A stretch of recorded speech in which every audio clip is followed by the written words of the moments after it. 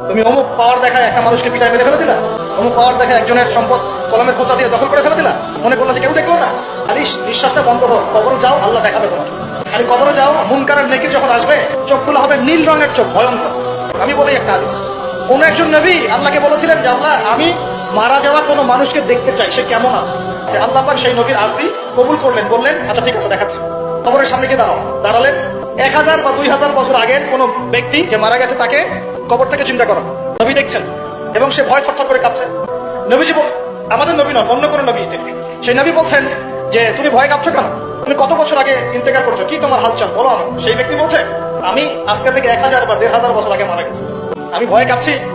যখন আমি মারা যাচ্ছিলাম মালাকুল মউত যা আকৃতি নিয়ে আমার সামনে এসেছিল, ওই আকৃতি আমি এখনো ভুলতে পারি না, তাই দেখে আমি থরথর হয়ে যাচ্ছি। তিনি বলছেন যে আমি 1500 বছর হয়ে গেছে আমার মউতে, কিন্তু আমার দেহ থেকে এখন পর্যন্ত রূহ কবজ করার যে কষ্ট, এই কষ্ট এখনো যায় না।